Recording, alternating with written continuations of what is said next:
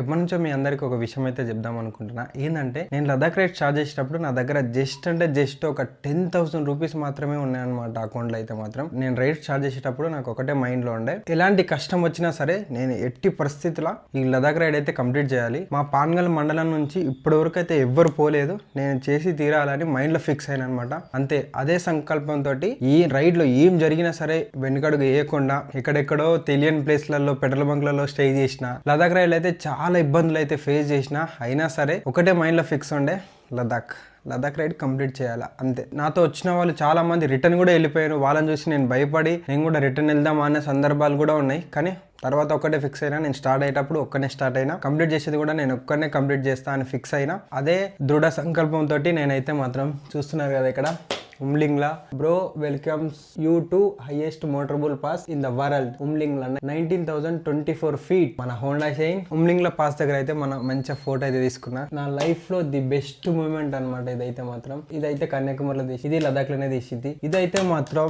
Search అనే ఒక place ఉంటది, ఆ ప్లేస్ లోనే నాకు కొంచెం భయం అనిపించింది, పోవాలా వద్దా అది అని. ఒక్కనే అయినప్పుడు కొంచెం భయం అనిపించింది. దాని తర్వాత ఫిక్స్ అయిపోయినా ఎట్లయినా కంప్లీట్ చేయాలని. క్రేజీ ఎక్స్పీరియన్స్ ఉంటుంది, ఫుల్ అంటే ఫుల్ ఆఫ్ రోడ్ ఉంటుంది. నెక్స్ట్ ఇయర్ వెళ్ళే వాళ్ళకు ఇంత ఆఫ్ రోడ్ తగలకపోవచ్చు, ఎందుకంటే మేము వెళ్ళే టైంలో రోడ్స్ అయితే కొత్త వేస్తుండే అనమాట. ఎంత రోడ్ కొత్త వేసినా ల్యాండ్ స్లైడ్ అయితేనే ఉంటాయి, రోడ్ కన్స్ట్రక్షన్ చేస్తూనే ఉంటారు. కానీ బ్రో వాళ్ళు అయితే మాత్రం, బార్డర్ రోడ్ ఆర్గనైజేషన్ వాళ్ళు అయితే మాత్రం ఎప్పటికప్పుడు కొత్త రోడ్లు అయితే వేస్తూనే ఉంటారు.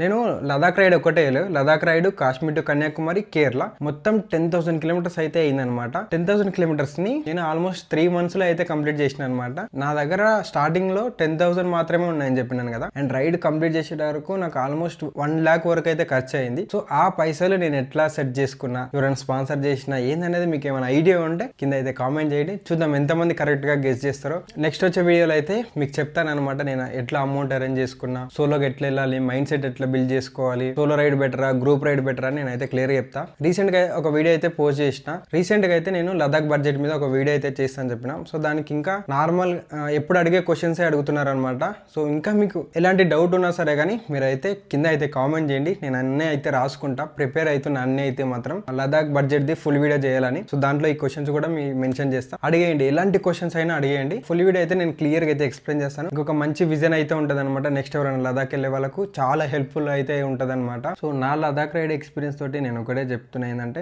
Never give up.